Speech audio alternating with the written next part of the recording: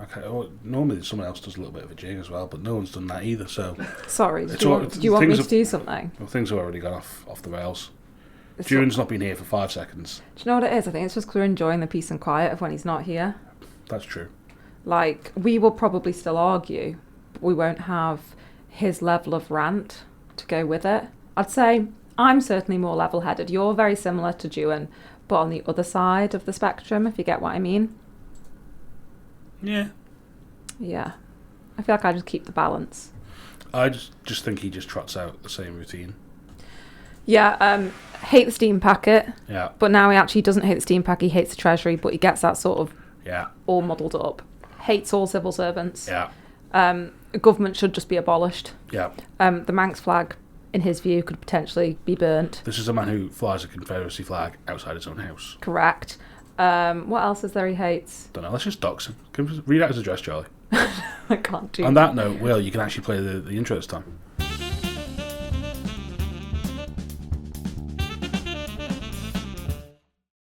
Well, hello and welcome to Friday, where we've doxed Juan already because he's decided not to be here with us. But yes, it's me, Sam. Hello, everybody out there. And joining us, as ever, is the Angel of the North, who is Miss Charlie Murray. Hello, Sam. Do you know what you do, Sam, that really stresses me out? And I'm hoping you're not going to do it this week, because we could have, like, I don't know if have you watched the, like, Jackie O and what's his name fallout? Jackie O and Kylie fallout from Australian radio. No idea. Okay, well, there's been a bit of fallout there because one of them called the other out for being distracted and not in the room. And that's how I feel when you're on your phone when we're doing this. But actually, you haven't been so bad recently. But do you know who was really bad at it the other week? I'm going to say Juan. It was Juan. I was trying to talk and I just watched him doing this. You know when he's on the phone and he like does this face with it? Mm-hmm. He was doing that and I was like, what's the point? What's the point? No conversation going. Well, I mean, sometimes contemplative silence is good. I don't like silence. Silence makes me feel very awkward. Yeah, but that's because you've got that many voices in your head that are in barbershop together. Okay. Right, Sam, should we get on to the news? Yeah, it's sunny, so I want to get outside again. Yeah, I want to be in here. Sun's out, guns are out, you know. Yeah, you've got the legs out. Yeah. You're a bit for the YouTube listeners. You're a fair weather shorts wearer, I've noticed. Not always. I went for a spell wearing them in the winter as well. Because Juan likes to say he wears them all year round, but I've actually noticed this winter he's not worn shorts that often. Have you noticed that? No, I tried to avoid looking at his pasty legs. Do you remember when he tried to He came back from Florida with less of a tan than he went there with. I'm not quite sure how that's humanly possible. But he did it. Mm. Do you remember when he tried to get his underpants out? Was it his socks? No, it wasn't his underpants, it was his socks. I just remember him being sat over there and he was like this. And I was like, what are you doing? It was his socks, wasn't it? And do you remember you and I were like, oh no. I think you've made some very serious allegations. I meant his socks. About socks, your underpants. contractor. No. Are you sure? I think legally speaking, no. I think there's a big difference between my boss tried to expose his socks to me and his boss tried to expose my underpants to me. No, it was to the pair of us. I just think in terms of like various different legal challenges that you could face. It was his socks. Yeah, I think you should establish that very clearly in case he sues. It was his socks. Yeah, right. What were they? Did they Union Jack? Jack? Yeah. See, you knew what I was on about. Yeah, I wanted to give you enough rope to hang yourself, to be honest. So, moving on. Tynwald sat this week. Genuinely one of the worst sittings I've ever heard. Go on, why? I just think they've just run out of steam. And I was chatting to a couple of MHKs this week who agree, who just call the fucking election. Mm. Like, the government's run out of steam. It's just like, oh, we're not going to do that now before this administration finishes. We're too busy with other stuff. Whatever. Just leave me alone, please. Go away. Basically, Tynwald is now like year 9s after TT. You know that spell where it's like you're going into year 10 in September. Mm. Everyone's like, that's when shit gets real. Yeah. And you're just sat there like, do you know what? I don't really care. Used to be the OG work experience time, didn't it? Yeah, they don't do that anymore, apparently. No. They don't send them out on work experience. Remarkable. What are these year 9s doing? Because the last few weeks of year 9 are the most pointless weeks. Oh, yeah. Like, year 8's up there as a pointless year. But the last sort of 5 or 6 weeks of year 9, you may as well just release them into the wild. Yeah, I agree with that because everything's going to change going into year 10. So a lot of stuff you've been doing in year 9 doesn't actually matter a shit because you might not pick it. Yeah, and you're also sat there going, look, right, this is my last few weeks of geography. I know what an oxbow lake is. That's all that ever comes up from geography. Tectonic plates. Yeah, occasionally that comes up as well. There's a volcano somewhere. But that's about it, you know? I don't need to know the rest of it. people who don't really care about history, they're going, Hitler bad, got it.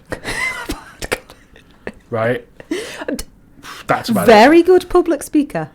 All right, let's not start defending Hitler. We've got enough issues. Now, Sam, what did you choose options-wise? I'm curious by this. I did history, drama.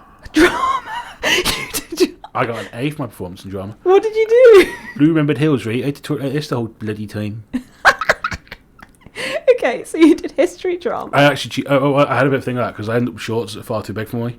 And I ended up having like just constantly like hooked them up and all this, and they said it was a really good representation of a child. And I was like, nah, my shorts didn't fit. So we had to do that, and then you saying we took that. So it's just like whatever. Sorry, you're going to have to. Yeah, fair from Hot Fudge, right? We do that. He says he's got a gun for this one. Is this meant to be like a proper like Southwest accent? Yeah, it's just shooting that. Yeah. So what did you take? So history, drama, business studies, which I wasn't the best at. I literally scraped like the bottom line for a C in that. It explains so much as to why you're left wing and you didn't do well at business, as you were. Yeah, because you're a real genius over there. And what else did I do? I did something else. I think I did PE or something. What? Yeah, I did like 4. Yeah, I did PE. Did you not have to do 5? No. Now, was your English combined? Did you have to take Lit and Lang? Did you? Yeah, I was no good at English Lit. And your science... Sorry, go on. Your sciences. What were your science options? You just did all 3. Oh, and did you do them individual? You did a biology, chemistry, physics? So, no, we did it as like... I think you did like science and then... I watched like extra science or additional. Further science. Yeah. In my head I was like advanced, and I was like, that sounds a little bit like we're doing eugenics or something. And then language, what did you take? Didn't. Oh, so you were able to not take a language? Yeah, so basically by year 9, I was in that group in the Spanish class, which just watched Friends with Spanish subtitles. Wow.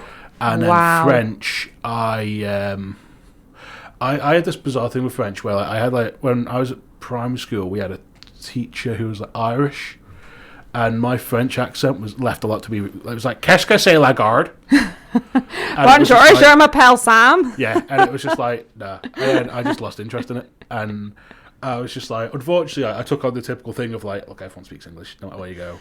Yeah. And it turns out the worst places for that assumption are Europe. Mm-hmm. And where they like do Spanish. If we had it done German, I would have been more interested in that for no other reason. And what school did you go to? St Ninians. Okay, Bala I know did German, didn't they? Yeah, they did German.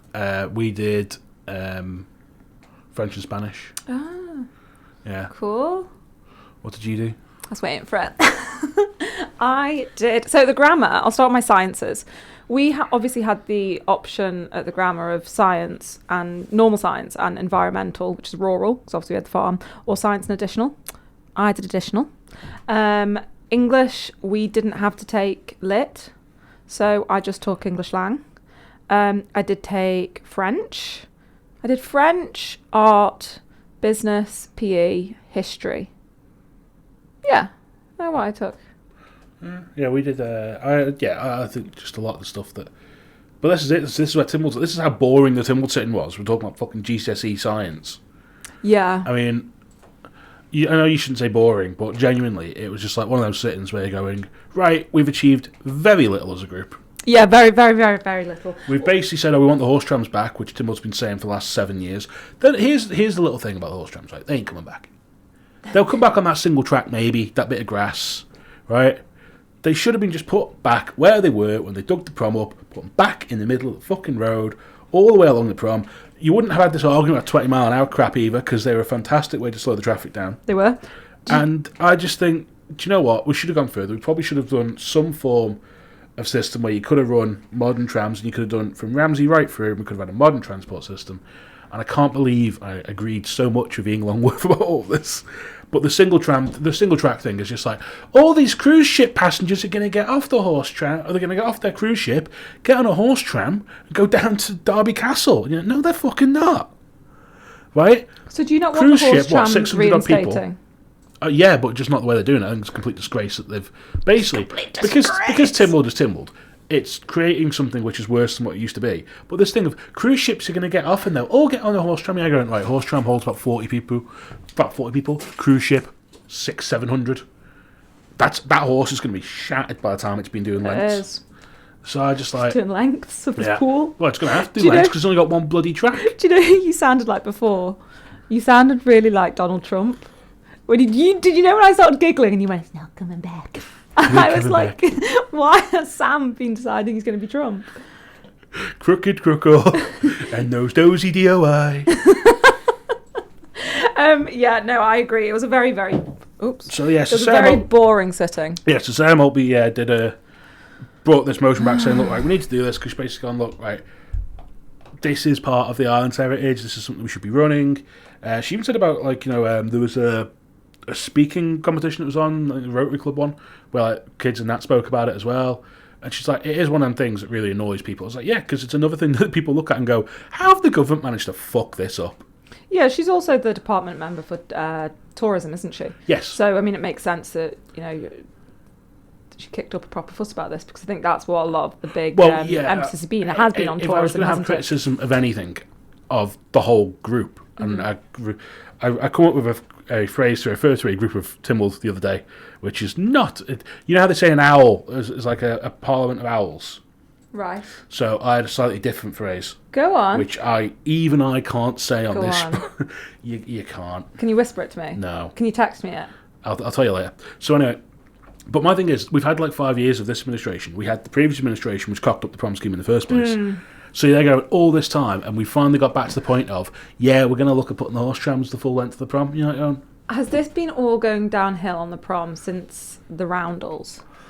Well, we do have to accept something about the roundels is that they actually do work. Oh, yeah, no, I'm not. I actually really quite like the roundels. I don't have an issue with them.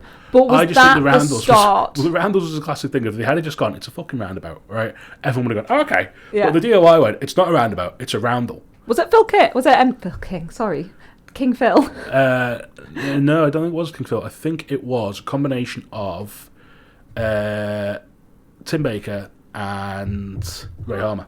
Oh, I thought it was... I think, to be fair, King Phil might have had something to do I thought King in Phil, the design and all that when he got to that stage. But it's still this thing where it was just like... Because they went, oh, it's not a roundabout, it's an unmarked junction. Oh, no, the DOI said it's a roundabout, and the police went, no, it's not, it's an unmarked junction. It got very confusing. And nobody really knew what they were. And they just like, so they're a roundabout then. And the Manx public just went, look, we don't know how to use roundabouts, but we know what they are. Right? We can recognise one when we see one. Yeah, we just don't know how to use it. No, I have no idea. So in typical Manx public style, we went, right, so we're going straight for the middle of it. Mm-hmm. And everyone else can go to hell. Yeah. And that works, because... But is that when all the prom kick-off started, would you say? Was that the first... Was that the catalyst for where we are now and what's gone on since then? Probably. I mean, yeah. I mean, the redesign of the prom scheme was shit. We've got that red stripe that was meant to run down the middle of it, which is now just like faded pink. Yeah. Basically, we've got that strip that was meant to be red and now looks like if you put like a red sock in the white shirt wash, you know, Homer's going to the power plant with his pink shirt on. That's what we've ended up with. And we're now meant to congratulate Tynwald for going, oh, look, they've committed to getting the horse trams back. I don't think there's anything to congratulate about. There's people in there now who will go, well, we weren't part of that. It's like, yeah, you're right. The institution is the problem that created this mess. And the institution of Tynwald is is what created I hate them and I want to join the UK because they can't be trusted. Yeah, because this is what he goes on about with the UK. And you go, what, Star? And he's there going, oh, actually, yeah. So, you know, maybe we should go the way of the Orkneys because they were talking about going off and joining Denmark or something random. Yeah, but I don't. Was it Norway? They were going back. They were basically going, look, right, we got bought by Scotland. We want to leave and go back. We want out. And we're just like, we want out with this shit. As a Viking nation, we're coming too.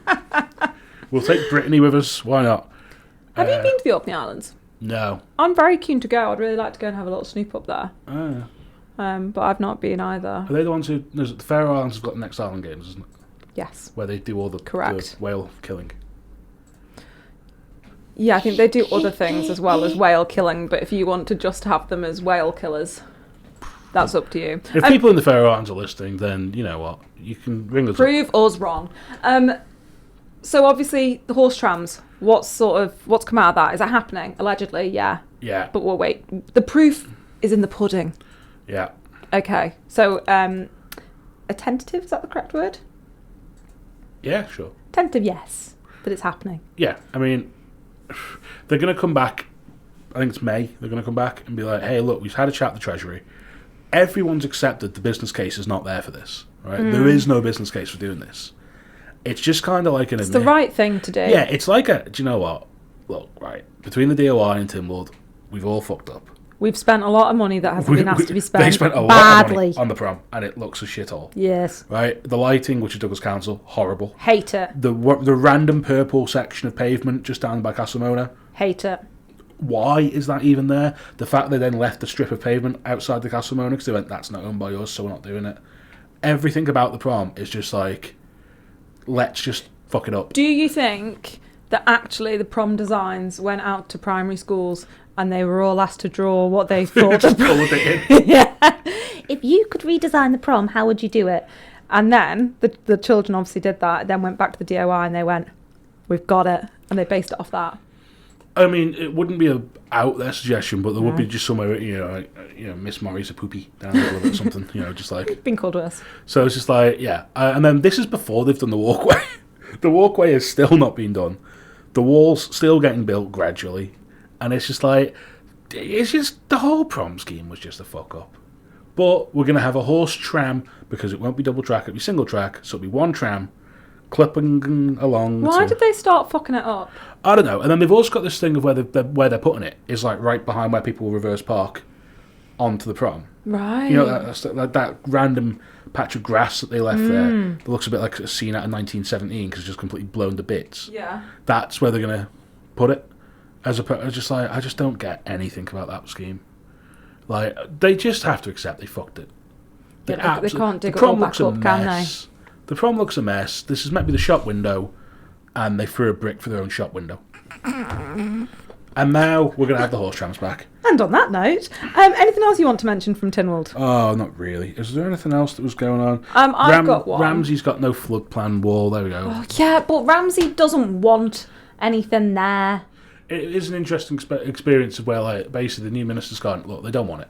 No, we don't want it. And the former minister and the former member of the department, Laurie Hooper, who's MHK for Ramsey, have gone, what evidence have you got for that? And they've basically gone, vibes. Yeah, no one wants it. Fuck off and leave our town alone. Absolute vibes. And I love the idea that we've just gone government by vibes. Yeah, listen to the people. Listen to the vibe. Listen to the room. Feel the vibe, Yeah. Are they for it? Are they not? What was the vibe when the personal allowances went up? Good vibes. Good vibes. What were the vibes when 20 mile per hour was announced? Very vibes bad. Were not good. Not good vibes. They were good for some people, but not good for everybody. The majority. And then they have just basically abandoned that now, which is like, good. 20 mile an hour around schools, and then call it's like, that's exactly what I wanted. These are the vibes that I was after. This was the vibe. Yeah. The old minister was on the wrong vibe. Yeah. Took the vibe and ran with it and made it a bad vibe. Yeah. So the government base needs a giant vibrator to check what the vibes are in the country. And if the vibes are good... A giant vibrator. Yeah. Government vibe by vibrator, yeah. Do you mean they just need, like, a vibe checker? We need a rampant rabbit at the helm. Well... And on that note... Moving away from that, I'm going to... A very quick one. Okay. Economic Policy Review Committee. I can feel your blood going. I don't care, Charlie. I don't care. I sat through this once. Why not again? And I'm just going to point out about recommendation 1, which failed, didn't it? And that was because Legco basically went nah. Yeah, it was Legco, which called for reinstating benchmarks linking public sector growth to private sector performance. The committee's report makes clear that the island operated under such controls 24 years, though the personnel control mechanism which explicitly prevented the public sector from outgrowing the private sector of government income. So basically, it was the members objected to the idea that the public sector should not grow in ways that threaten or compete with the private sector. Yeah. Thoughts? Well, a friend of mine pointed out that basically this report, the government in its response to this didn't say, "Oh, we're not trying to do that." Like, we just can't do that. Like, we've tried. We're trying to bring in all these people from the private sector, as you'll see with the growth of various sectors like the AG's chambers. But it was just sort of one of them where you're like, the government have got a very difficult job of trying to convince people that the civil service isn't overgrown. Yeah, and then voting against this really doesn't do them any favours. No, and it was like, what I did like about it was, of course, it's the least democratic part of Tynwald went, nah. no, we don't like it. We like having control. Yeah, it's just like I can't, and this is where I just can't see the thing of where like just repeated things from governments of just a denial of the fact that the public opinion is very simple. The civil service is too big, and that is what's crippling us with the wages, and it's what's going to cripple us with pensions in the future. Yep. And it's just like, but there just seems to be no, it's fine. It certainly isn't. There's no evidence that we're overrunning this at all. But I think that's the thing. Like, and you know, it's definitely something we both agree on is that government is there to deliver the public services. Yeah. But you know, all these other things that it's doing. Yeah. Please, how are they public services? And this is why I hated this debate. It was such a disingenuous debate because we got into, well, teachers and nurses, and you're going, right, you know fucking well we're not talking about that. Yeah, of course. We are not talking about the frontline people here. Nope. Nobody says we've got too many nurses. No. Do you know what? I am fed up of how many nurses there are on this island. Yeah, fuck Teachers, it. too many. What? Do you know what? Doctors' appointments being wasted. Exactly. It's too quick to get through A&E. We have too many GPs. If anything, we've got too many doctors. Too many teachers. We've got too many road staff. Too many actually, you know what, I'll probably just say we've got too many police officers. Too many fire crews. You know, some fires put themselves out. We don't need these people. That nobody is saying this. No. But this is the route this debate went down, where it's like, the front line, and you're going, nobody is talking about these people. Get people a are saying fucking brain cell and realise what we're talking about. Too many administrators. Boom. You know, how do you have you've got a situation where like the banking sector on the island has changed massively in 20 years. Why? Because technology got better. So we don't need all these people. We don't need 5 people to open post and sort out which department stuff's going to because we've got more emails. You know, stuff like that. But government's thing is, do you remember when they moved the digital services, the vehicle stuff? Yeah. Went, it's going online. Went, how many jobs is that going to save? None. So actually, Why? all that's doing is making life more difficult. Yeah, which is the point. The post office debate this week and community hubs and all that goes. So basically, we've moved all this stuff online, and we've gone, it's going to save money. How? Well, they won't be printed. And you go, yeah, but right. So, but surely this must be easier at the other end. And I'm like, no, because it still requires someone to process it. And you say, like, right. So, is any of this actually going to reduce numbers? No. And you know, that's a previous, I think it was written answer that we had maybe 18 months ago or so when that happened. And you're just like, no, but in this debate, really, if you go through this is where it ended up. It ended up in this thing about like what sort of jobs people want cut. And you're going, look, the public mood is very simple here. The civil service is too big. Yeah, and I think when you talk about the tech, the whole point in investing in this tech is to make life easier and to obviously make things more efficient and to cost save. But then when you're not getting rid of people that have been doing these jobs or actually cutting down on costs, all you're actually doing is it's more expenditure because they'll have had to put all these systems in place, but we're still paying everyone to go and do things. It makes no sense. Yeah, so no, I agree with you entirely, Sam. We had it this week. How many non-executives do we have added to different to different things again? And you're just like, this thing, and they go, it does cost money. At the end of the day, we are paying these people attendance expenses. And you're just like, why is this constant thing about Neds popping up every bloody where? Yeah, Neds. Neds and Spads. Neds. Fucking Neds. Hardly doodly, fuck off. Yeah, literally. Now, I did a story earlier this week. Can we do Astoria? I did Astoria. This week of locate Isle of Man costing nearly £650,000. Yep. Well, that's just another example, isn't it, of government pissing money up the wall? Because that is just staggering. The wage expenditure alone reached over 460,000, and that's for 6 members of staff. Yeah, what I couldn't work out about this was the generating only 15,000. How is it only generated 15 grand? Well, I suppose, so I agree. How?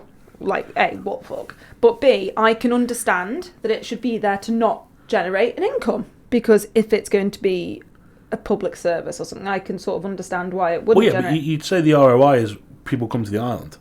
You'd argue their tax income is the ROI. You would have thought so, Sam. But there was no breakdown on that. But I just think it's one of these again. That's an easy 600 grand a year saved. Because all it needs to be is a bloody website that then signposts people where to go. It doesn't need 6 members of staff. I get that we have to have people who go around to these things. You have to... We've got Visit Isle of Man. True. You know, why do we need locate as well? I mean, argued there should be one thing. There's a good argument for that. Yeah, and quite frankly, I just don't understand why this can't be a holding page on a website which has signposting options for people to go to. Or do you know what? You direct to people in the private sector that are like, hey, we sort out relocation packages. We can help you look here for somewhere to live. We can help you do this for somewhere to work. All of those kind of things. This, in my brain, does not qualify as a public service when we're seeing all the shit that's going on. No, I think I agree. You know, it's you get this thing. You know, you get these things pop up on Facebook every now and then. It's like, you know, was it somewhere in Africa did a thing, wasn't it, where like you could basically remote work from there, and you just paid them like $2,000 a year in tax, and you could live there, and they didn't really give a shit. And you're going, yeah, but they've got a nice country. You know, they've got, and I don't, you know, people say the Ironman's nice. It is lovely. It's lovely, but it's warmer there. It's nicer there. Yeah, the sea's nicer to be in. You know, so it's like, but you're going, it's nicer. I can be Moana. Wow, that's going to get us cancelled. So, but it's like, you know, these things are like the exceptions to this stuff in how you bring people in. Most places, it's companies bring people in. You know, it's like, I get you have to have some government system in place to go, yeah, look, this is how we help people come in. Mm-hmm. Just the cost of it again, isn't it? You know, it's just like... It's just not an essential public service. No, I don't think it is. And, you know, I think it'd be much more cost effective to... And do you know what the other thing is, Sam, right? And this pisses me off. Oh, good. Is the fact that... Oh, good. You know for a fact that if they close this... It's not even a department, is it? Isn't it one of the agency things? No, it isn't a proper agency. It sits within DFE's strategy and policy area, because it's branded like an agency. You think it's an agency, but it's not. Wasn't Locate Alman advertising jobs in Gibraltar for quite a while at one point as well? Yes, it was. I remember that was a big, like, sort of weird scandal that companies who were registered here, who had offices in Gibraltar, they were like, hey, you can work in Gibraltar instead, you know. You're basically in Spain. But my big issue with this is the fact that, you know, for a fact, if they shut it down, these people wouldn't be made redundant. You and I both know that. They would get pushed into another bit of government. So actually, no, Locate Alman's not costing us anymore, but we've actually just pushed them into this other department, and we've popped them there. You can go and have a look on the I think it's on Manx News now, isn't it? If not, it's on the Register Business, all the different departments and the breakdowns of where everyone is. Some of them are genuinely bad. The written question that came out in, the operational charts, I'm actually going to be doing something on that, because when you look at DFE's one, that is absolutely, like, you just look at it and are like, what on earth is going on? Like, DFE is just swallowing money, and I'm not quite sure what it's actually doing. I mean, bringing investment to the island. But is it? Well, funnily enough, there is a story about King Gaming, which is going to be on Manx News today, so you can have a look at that. But it's just an employment tribunal, but it's just worth remembering where the success that was. Yeah, they're doing a really good job. That empty plot on Victoria Road, which is still sitting there, is going to sit there for quite a long time. Yeah. Well, should we take a break and come back and talk about... Dolly Parton. Okay. I want to talk about radio. Okay, I want to talk about Dolly Parton, but go on. Okay, take a break? Take a break.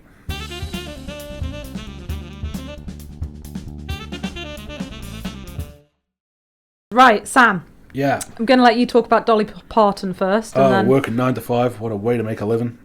And I think the only way that's better to make a living than that is to be the absolute brilliant people who work at the maternity unit at the Jane Cruckle. Yeah. So, brilliant story this week, and I'm mostly featuring it because the lovely couple in the middle, Mel and Steve, with their baby... I should have got that first. Ruben. I knew that as well. With baby. With baby. You know, it's really awkward. I know this, but I know the child's name. It's just jumped out my head as soon as I went to say it. With Ruben. So they were part of this publicity this week for every baby born at Jane Cruckle maternity is now going to go home with the tail of Peter Rabbit. Which, if you've got twins, this is my only thing. Like, if you have twins, they both get the same book. I'd hope so. Because do you know what? They should have they should get a push present each. They should have the Tales of Peter Rabbit and then Optimus Prime origin story or something like that. That's just what you want to give them. Some mix and match. Yeah. All right. Wayne Rooney's autobiography. My child will not be having that. Something along those lines. So, mine will go to bed with the audiobook of Margaret Thatcher just playing. I have a friend who has a tape version of Margaret Thatcher's audiobook. Did they play it to their child? No, he plays it to himself. He lives alone. So I like him. I like him a lot. So basically, the Manx Technology Group has sponsored this, which is so this pack, it gives a lot of like the new baby pack stuff that goes home, but this is tied into Dolly Parton's Imagination Library. Mm-hmm. So Dolly, who I'm told the Dolly that you'll see on Manx.news in the photos was slightly flatter than people thought she was going to be. That was the response I got. That was the comment I got from a new mother. She was surprised at how thin Dolly was. So I don't think it was the real Dolly. I think it was a cardboard cutout. Do you think? I think. So basically, they've got that, and it's just a lovely thing. So you can actually find out more about the Imagination Library. So it's doing I think it's got Douglas. Is definitely in it, and there's 430 kids around the island who registered.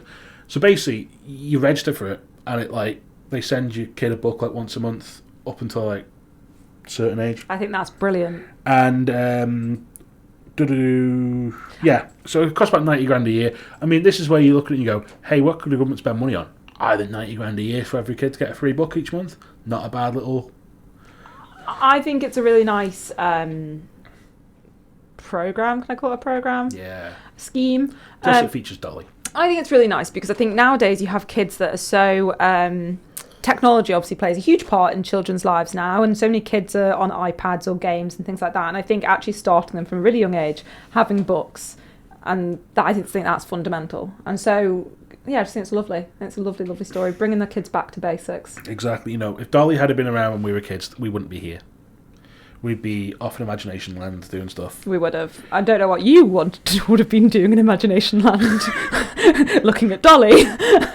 But it's a hell of a claim. You're not saying I'm wrong. She's the American Peggy Mitchell. Leave her alone. I've never seen Barbara Windsor and Dolly Parton in the same room. That's all I'm saying. Do you used to watch the Carry On films as a kid? I'm aware of them. What do you mean you're aware of them? Do you not used to watch them? Not really, no. I know Sid James. Obsessed with them. I loved the Carry On films. I might go watch one tonight. I think it was Carry On Camping was my favourite. The one where Ra props off, which is one of the most famous moments in British film. Wonderful. Now moving away from that, you've actually done a story as well on radio. Do you want to kick off with your radio story? Yeah, Manx Radio, the state-owned broadcaster, lost some money over the last financial year. That's about it, really. The state-owned radio's subvention has also increased. Yeah. So Manx Radio will receive a higher taxpayer-funded subvention this year, even as the station posts another annual loss. According to the figures in the government's Pink Book, the station's subvention will rise to $1,388,000. Was that meant to say 100,000 for 2026? That follows allocations of 1.18 in 2025 and 1.27 in 2024. The company's latest annual report shows Manx Radio posted a loss of £20,392 for the financial year ending March 31st. What are your thoughts, Sam? I think there was a thing about the subvention went up as well, so it was 101.3 million.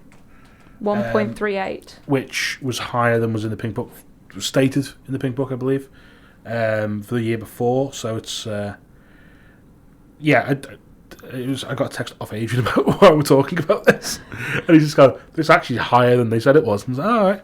So, it's just one of them, isn't it? It's. I just don't understand, though. I think I just don't think a national broadcaster should be advertising. Absolutely. I would have no issue with them losing this money if Manx Radio wasn't hoovering up advertising. 100%. And I think that's the big thing. If we're going to fund it and we're going to accept it's going to make a loss, that's fine. But don't let them then compete with private sector companies. No, don't let them then go and try and act like we're the nation's station and we're the best and you should advertise with us. And it's like, but you're already getting a lot of government subvention. The state's already paying for you, and that's fine. But then don't go and take competition when everyone else doesn't have that subvention. Yeah, I mean, BBC, you can't have adverts on it. I think they do when they go at BBC America and all this, but it's just not.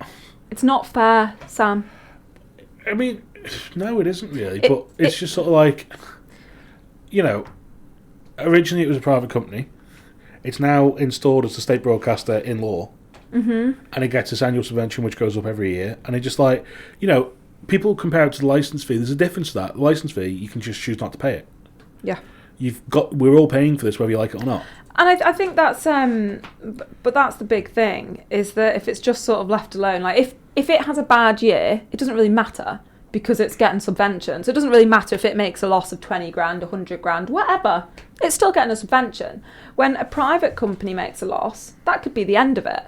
We don't, they don't have over £1 million subvention to fall back on and just go up to Treasury and go, we've done it again. It's just not fair. So yeah, that's my radio story. I don't think it's on. Okay, I think the best radio story I've heard all week is still the song that the Hearts fans are singing this season, which is Hearts. What are they? Hearts of Midlothian. They're the team currently top of the Scottish Premier Division. Football. Yes. Right. And they have a song which is so Radio Gaga. They've got one of their players, it's Claudio Braga. So all we need is Claudio Braga. All we need is Claudio Braga. Yeah, it's really good song. Boo-boo. Is that what they do? No, they just repeat Claudio Braga over and over again. Okay. But it's good. It's a really good song. You can find it on TikTok. Well, maybe I will. Maybe I will. I've got 3 more things to talk about, but I'm going to hand over to you for a minute if you have anything else. Yeah, okay. The Medical Society. Oh, shit. Yeah, I've not even spoken about this. You take it away, Ernie. Harry Potter. Okay. Prisoner of Azkaban. The bus. Yep. Right. So basically it says the mandate to Manx care is not deliverable in its current form. It argues the Ireland's health system is being asked to deliver more than its current capacity. This comes after we know now that there's fewer beds under Manx care than there was before it was created. They've said there's emergency care targets are just beyond feasible. There is the society acknowledges the mandate's ambitions for children and young people. They're directionally right, but it just says there's a gap in this. It's not deliverable. Nothing's actually locked in for the year ahead. I think we've previously had it that they've skipped on deadlines and pushed things back and moved things around. And I get there's an argument for you can't do everything in 1 year. I fully accept that you have to improve things over time. I mean, people know my own personal issues with Manx care being people who sent me a letter to my parents' house suggesting that I may have had fucking cancer. Then told me it was a typo. Fantastic letter, that one. But, it's just like, we all have our own stories about how the health service falls apart. We do. But then you got this thing where you're going, this is the medics saying it. This is like the medical society going, look, this stuff just isn't working and this is not going to happen. You set up a load of stuff which is just not deliverable. And you're going, oh, how do they know that? Well, they're the ones who've got to deliver it. Yeah, and I think, the statements from the Medical Society holds a hell of a lot of weight. That holds more weight than any chief exec or any department member. That they are the people that know this industry.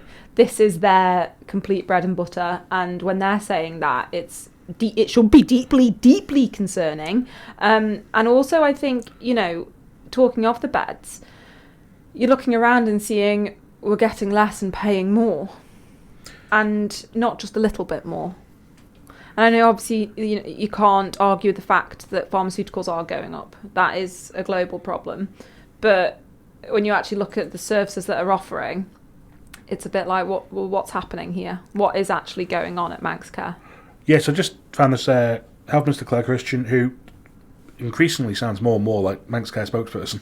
Yeah. It's just like, I think we've had far more openly critical ministers previously, because ultimately they don't work together. This is the thing about how this is set up. You're meant to be the person who, you've got to explain Manx Care's actions. But they hold them to account. But you have to hold. This is how this is all meant to work. And I mean, I just think that the system just doesn't make any point. Should we start like a petition to scrap Manx Care?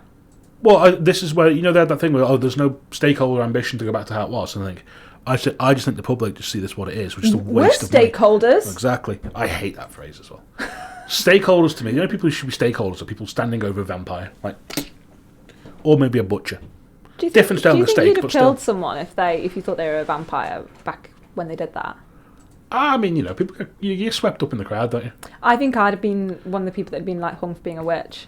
Probably, yeah. 100%, I could see that for me. It's like, when you get if you say to somebody, "I'll throw your arms," and you're like, "No, I'm not doing that." But if there's a crowd, there's a Mexican wave on the go. You're like, "Hey!" Oh, I'm not a sheep. You get caught up in the crowd. Everyone gets caught up in crowds.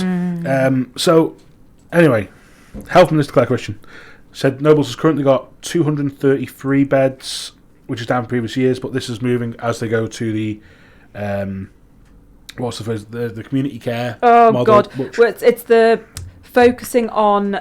It's basically at the admission point, isn't it? Of it, can we do this outside so they don't end up having to come into hospital, isn't it? What's it called? Community first. Something along those it's kind of lines. the community stuff, right? So Unken Edge, Eagle-Eyed Edge, as she was called It's this week. contagious, isn't it? Eagle-Eyed Edge, as Chris Thomas called this week, said that basically was warning the public has lost complete confidence in Manx Care's reporting. This came after the Minister also clarified that the long-quoted historic figure of 314 beds dates back to the early 2000s, and it had already fallen to 240 by 2017. Manx Care advised that reductions since 2021 partly linked to expanded community care provision and the closure of some facilities, including the reconfiguring of wards up at Ramsey. Its bed occupancy stands at 86.9%, above the internationally recognised safe level of 85%.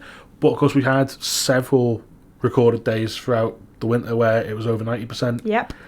And you get to think of like one big thing happens, one big event happens, and suddenly that's beyond full. New 12-space emergency department assessment unit is due to open by the end of April, but Ms. Christian said these are not inpatient beds and will not replace ward capacity, and they're due to meet later this month, I think next week, for more concerns. I just think it's just one of them where is there a more just sort of like so obviously fatally wounded animal across government? No, there isn't. The brand of Manx Care. No. Like NHS, no one argues. Nobody, I mean, June probably would. And there's people who are arguing against the NHS system. But just as a brand, it's just like... Oh, it's fucked. And I think the thing is, it's kind of like, it's one of those, isn't it? You couldn't just say, okay, we're just going to press pause on everything and completely reset it. Healthcare doesn't work like that. We can't just press pause. We need to keep going. No, I mean, I do think that, in another example of Tynwald's ability to do things, they did set this up in the middle of a global pandemic. And they went, do you know when the best time to change how you deliver your health system is? When we're experiencing something we've never experienced before. Yeah. I just think, I think we need to just abort Manx Care, get it gone, and bring it back in. It needs to be Dr. Allenson. You're awful. To be fair, it's probably missed the abortion stage. Now it is ending for end-of-life care. Dying. Well, no, I could see it becoming an election issue or trickling into the next. It's going to trickle into the next. It's not getting sorted before. No, and this whole thing about like they've got the extra 45 million, this is the money we need, and you're going, let's face it, it's going to be over by the time we get a new Treasury Minister in, it's going to have gone over. There'll be an extra amount of money going in. I'll make a bet with you. I reckon it'll go over, or there'll be attempts for it to go over before the election. Possibly. I mean, Treasury's the one that holds the 10 million now because of what went on last year. They couldn't be trusted. Well, basically, DHSC and Manx Care, Treasury went, no. It's like, if you... It's like me being trusted with anyone else's money. No, You're not allowed it's like when your parents put like your oldest, your brother or sister in charge for a bit. Yeah. And then they just like, right, I left you alone for 10 minutes, and where's this £4 million gone? And it's just like... We had a great time in the pick and mix shop. Things happened. There's a plane out there. We had to dilute stuff, and we did it. So, so Treasury's taking it over. But I just think it'll go up, and you just... It's just one of them. It just lacks accountability. It lacks a formal sort of position.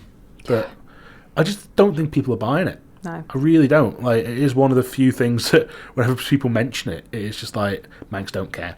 Manx don't care. Which is the other problem, because that is a better brand than Manx Care. Manx Don't Care is quite a good one. Well, if you would like to see Manx Care rebranded as Manx Don't Care, please send us an email at newsdesk@manx.news. Yeah, it's like the Department of Infrastructure being Department of Incompetence. It's just sort of if you would also like to see that departmental change, give us an email. All the departments could be renamed. Then what I'd like to call them can't be trusted. So. The Department of Lock and Crims Up. Crims Up. Right, do you want to take a little break? Okay, I need a wee. We have to take a quick wee break, and then we can come back and discuss some other things. Charlie's saying she needs a wee staying in.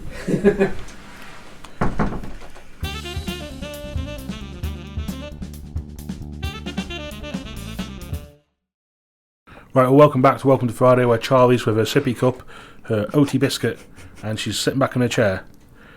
I mean, I know we said this is like year 9 vibes, heading off to summer holidays, but I think you've gone a bit far. I'm sorry. Well, no, I've not had breakfast today yet. So you decided to interrupt this recording to go to the toilet, come back, and then have your breakfast. Would you prefer the other option of I sit here, piss myself, and then pass out from not eating? Yes. So would the That's very odd. So would the listeners. Why would you like that? Just we wouldn't have to hear from you for 20 minutes. Me and Will could sit and chat about something. What, whilst like sitting like smelling urine? Doesn't smell much worse than you usually do. I've showered today. I said usually. Okay.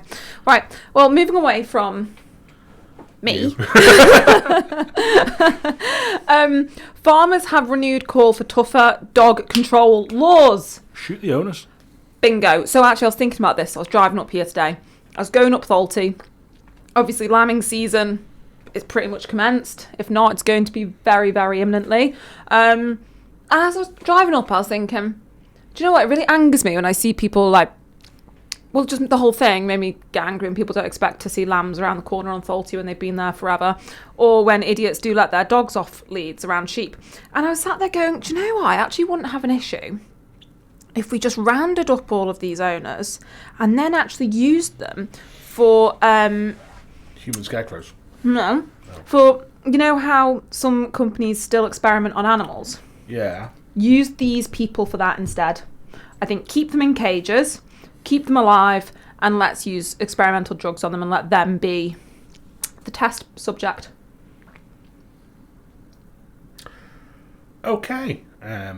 Well, it's a slippery slope from you saying Hitler was a good public speaker, isn't it? It is. But anyway, the Manx National Farmers Union says sheep worrying remains a serious and growing threat, with new surveys showing repeated attacks and weak enforcement. The MNFU's 2026 survey of livestock keepers and dog owners found that over half of farms had at least one sheep injured in the past year, and almost half had suffered death of one or more animals. One farm reported more than 6 incidents in a single year, while another lost 5 sheep in one attack. The MNFU notes many Manx farmers have had at least one sheep worrying incident in the last year, and one farm reported over 6 incidents in the last year alone.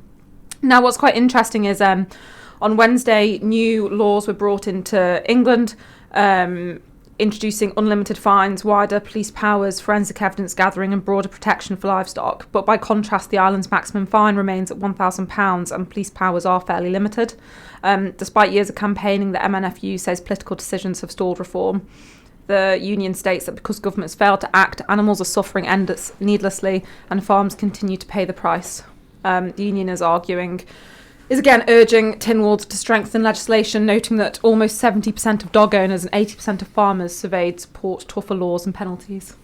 Well, it's that classic thing, isn't it? These are the same people who let their dog shit on a pavement and walk off. Yeah. Like, it's just... But the shit stains of society, Sam. Yeah, and I completely support whatever farmers are looking for and all this, because it's just, you got a dog, learn to control it. Yeah, and like it's the same, you often see, and... how do I word this? You often see dogs going missing in certain areas. At times, that is completely unavoidable. However, once that dog has then gone missing, which is your responsibility, what it then can do from there on in is totally down to you. And, you know, if you can't control it, don't have it off a lead. I've just had a thought. Go on. You're not going to like it. Go on. We have wallabies roaming the island as well. Are we sure these are dog attacks? We're 100% sure these are dog attacks. Yes, a wallaby is not going to do this. But what about the dogs that go missing? They could be being recruited by wallabies. I don't think they're being recruited by wallabies. Possible. I think they're probably, quite sadly, going to be found drowned in a river. By the wallabies? I don't think by the wallabies. Okay, I'm just saying, you know. Defo have spent more time on trying to work out what to do about wallabies than they I think let's just leave the wallabies to it and hope they die out eventually. Oh, that's mean. No, because they're all Lovely. inbred. Like, that's the problem with them. I think if we're going to accept they're here, I think we probably need to reintroduce some to them. But they are all inbred. They're very and evil, also very nice. They do also carry limes, don't they? Lyme disease. Pretty sure they do. They just carry limes. Yeah, they've just got a load of limes. But I'm pretty sure they're quite... Just an Aussie going, limey bastard. I'm sure they carry Lyme's disease. Oh, that's a shame. But Don't quote me. They are nice. I like wallabies. I really like the wallabies. So, yeah, but sheep attacks. Ultimately, dogs are doing what dogs do because they're dogs. Yeah. But people, very simple thing, put your dog on a lead Well, you want your dog to run up and down, right? There are plenty of places around the countryside that don't have sheep in them where you can do that. There's miles of coastline where you can do that. Ooh. But then you do sometimes get the coast guards having to go off the cliffs and rescue the dogs as well, because there are plenty of sheep on those cliffs. That's true, but a lot of the time it's all right. Beaches. There's plenty of beaches. You don't see many sheep hanging about on beaches. There's quite a lot of places that offer a service where you can go and pay for an hour in a field that's secure, that's at no risk to your dog, no risk to any other animals, and no risk to you as the owner being heartbroken when your dog gets shot. Well, if you've got dogs and kids, can't you just take them both to the playground and let them... Perfect. Off you go. And you're going, oh, what if the dogs attack the kids? Well, the dogs are attacking sheep. Yeah. So if you don't trust your dog around kids, don't trust it around the sheep. No, I just think it's awful. But also, I like the idea of doggy playgrounds. Doggy playground. Just like a, that's just like a Dalmatian sat on a roundabout. Like, you know that horse thing? You don't really see them anymore, but you just get like a long, like, rocking horse style thing. Oh, yes. And you have like 8 seats on it. Did they have one at Silverdale? Yeah, I think they did, yeah. Silverdale would be fantastic. You know the water-powered roundabout? Just like a load of dogs sat on it, like... And I think it says a lot about the owners, because I love my dogs and would give my life for them in a second, but I would never want to put them into a position where they put themselves at risk as a secondary consequence of them going attacking something. Mm-hmm. And we can all say our dog would never do that, it would never do that. You actually don't know until it does. I think there's plenty of dogs that are really sweet things that they're your family pet, you love them. But you've also got a bit of nature in here. Some of them, yes, are completely useless and would probably just lick a sheep to death. But some of them, they're going to decide, actually, no, I'll have it. So yeah, I just think some of these dog owners need shooting. The union has also warned that the island's food security is fixated on imports. Now, this is similar to obviously what I was saying last week, actually. It's not a million miles apart. And the union has criticised the island's food security stance, warning that local producers are being overlooked and Manx farming left vulnerable. In a statement issued to Manx.news, the union said it was remarkable that Tynwald discussions of food security, prompted in part by instability in the Middle East, remain centred on import routes rather than the island's own capacity to produce food. It seems remarkable that while the Isle of Man produces world-class food to the highest welfare environmental standards, the Tynwald debate, including food security in response to events in the Middle East and the political conversation, appears almost entirely fixated on imports, the statement said. The union argued that food security must begin with safeguarding local production, ensuring farmers have viable access to domestic market.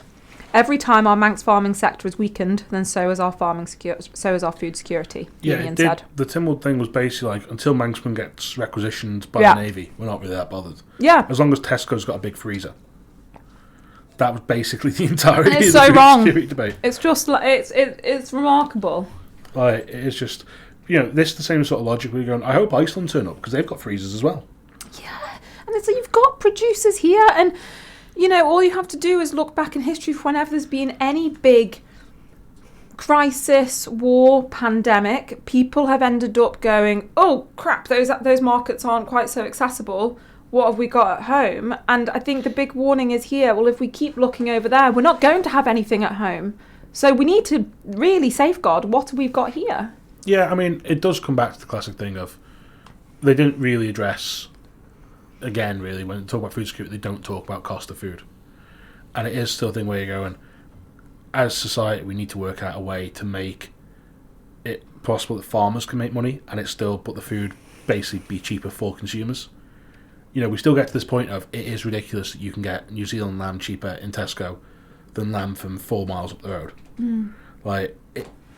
I get there's the whole global structure that goes into making that lamb so cheap when it comes from there, but you're still going, that doesn't make logical sense. No, it doesn't. If you're trying to drive local shopping and you're trying to drive people towards local producers, you kind of have to find a way to do that, which, whether that involves a different support package to farmers or what, it just...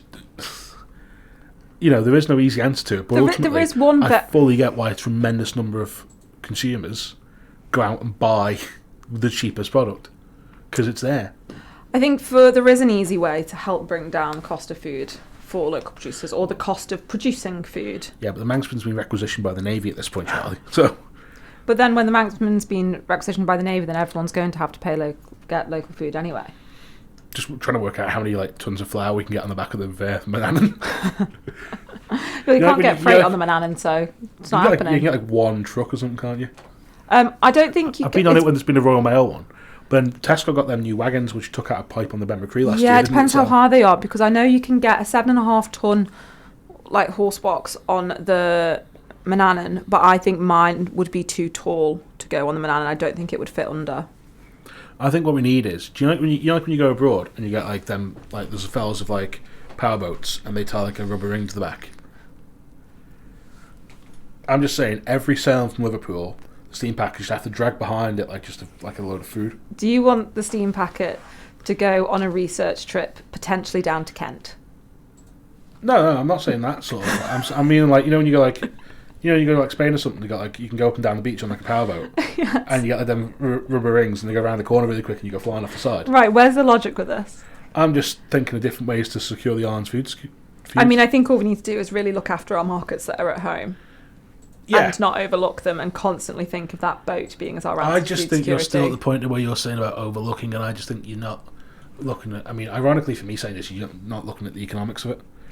It's just so much cheaper for people to get food from a freezer, and families are going to pick that option. For the but that's fine. Like, that's cheaper for the consumer. But I'm talking about kind of the cost of producing this food, and actually what you're getting in exchange for that. And actually how fair it is passed down the line, because why should, globally, this is a problem with producers. They're not getting enough for their product, so you're going to probably end up in a position at some point, or you could end up in a position where you're having producers globally all going, actually, why are we still producing food, not getting paid enough for it? And then your freezer shops are not going to have anything in them, because all of this food does need producing and growing. And if people cannot continue to afford to produce food, well, then what happens then? So we need like a Manx, Manx Bernard Matthews. I was going to say Manning. It'd be a very different character. Manx Bernard Matthews. I think people just need to accept that, food isn't going to be cheap, because it is not cheap to produce. You've also got to remember now, like, food's probably going to go up again, because of how expensive fertiliser is, how expensive energy is, all of those kind of things. Like, you think back to, 2023, early 2023, I think, when fertiliser absolutely skyrocketed. It went from like circa £200 a tonne to £700 a tonne. Those costs then have to get passed on, the same as, all of your feeds, everything like that. Fuel, as soon as that starts to go up, what powers these tractors? That's a part of a business case they haven't really looked into then. Because the business case for restoring the horse trams all the way to the sea terminal is, if you have a double track going both ways the full length of the prom, that's more manure. So that way the farmers can go along and scoop that up, and they've got a bit of fertiliser on the go as well. So really, the DOI, acting in the national interest, should restore my darling, a 2-tram track horse tram all the way along the prom to ensure that we can get more manure. We're still not going to produce enough food we need if we're just using horse shit as fertiliser. It's a start. It's a start. Seaweed's very good for it as well. Got loads of that. Yeah, very good. So maybe that's another thing we should be looking into. We should be looking into natural fertilisers. You can tell June's not here this week. We've gone very countryfile. We've gone very countryfile. I think you just need to accept at times that you can have all your organic fertilisers and everything, but actually when people need food and there's a demand for it, they need that fucking food to grow. So sometimes we might have to add something else to it. Yeah, true. I mean, it's all the Strait of Hormuz. It's all the fertilisers being held up, isn't it, because of the war in Iran? So it's all yeah, you're right, yeah. I've completely forgotten the name. I was like, what are you trying to say? It's gone. Do you know what? I saw a clip this week which was like, war is God's way of teaching Americans geography. Have you all of the videos when they're like, can you name 3 countries in Europe? And they're like, Portugal, Barcelona, Paris. And you're like, 1 out of 3, well done. I mean, to be fair, that's not... Yeah. It's one of them. If it's not on the Strait of Hormuz, that's what I was trying to think of. The Strait of Hormuz. The Strait of Hormuz. Like hummus? Yeah. The Strait of Hummus? Yeah, the Strait of Hummus. It's a surprising part of the world. I think there's a lot of beanbags there. Oh, and also, before we go, I just want to give actually a very quick plug to one of our local butchers. Go on. And somewhere you need to visit this weekend. Go on. Number 16 on Victoria Street. Yeah, it's very good. Brilliant. I went in at the weekend and got some steaks, bacon and lawn. And it was bloody lovely. I do like lawn sausage. It was absolutely gorgeous. And yeah, they were very, very good in there. The offering was amazing. And they made sure to tell me that this is Manx. And I was like, that's what I like to hear. So yeah, if you need some meat, get yourself down there. Brill. So just final thing with me is, if you look, the Moor Van and Offshore Wind Farm, obviously Facebook group now, which has got a petition going against it, which I think has hit 4,000. They've got, I think they were saying they hit 3,500. They probably hit 4 by now because we're getting close to it. There's more stuff on the Moor Van and Offshore Wind Farm. There's more on Moor Van. There's more and more. And you can find that at Manx.news, including about where the power cable would come ashore if the electricity comes to the island, because it's going to be through Graddle, which they've ruled out down at Douglas. What's it called? The what's it called? I don't know. Port Skillion. They were going to come in there. Port Skillion. They were going to come in there. They got not the best idea. We're going to come in at Graddle instead. So that's ignited that one, because obviously people are there going, "You're going to ruin Graddle." And it's like, probably not. They've got ways of doing these things. It'll be fine. But yeah, the argument on that rumbles on, because obviously we've actually had an MHK speak out about it. We had an MHK. Rob Callister openly said, "Oh, do you know what? I've got concerns about this." He shouldn't have done that, really, should he? Well, it just means that if he's a minister in the next government, then he can't vote on it. Probably not at this point, anyway. He's probably said enough. Which would be interesting if you just get every candidate in the election, ask them, yes or no, you're in favour of this, and then you go, all right, well, we've got a bit of a problem. Nobody in the council of ministers can vote on it. It'd be a bit awkward, wouldn't it? Yeah, we just need to put, this is where Tynwald goes, we've got nobody else who can vote on this thing, so... Public, what do you want? No, it'd be even better than that. They go, we've got nobody else who can actually vote on this, so in a weird twist of fate, we're going to ask the bishop. Bish Trish, how do you feel about this? Yeah, you can have your vote back. Right, on that note, Sam, the votes, yeah? I think let's wrap it up. Yeah, I think we should. What we got coming up this weekend? Loads of stuff. Things. Yeah. Vibes. All sorts of stuff. Vibes. It's just vibes off the chart. Lots of vibes. Vibes off the top shelf. Vibes off the bottom. From Sam. You're going back to your Carry On days, aren't you? Who were misses. It's vibes all around. And on that note... Will, is it vibes? It's vibes. It's vibes. On that note, it's goodbye from Charlie. And it's goodbye from Sam.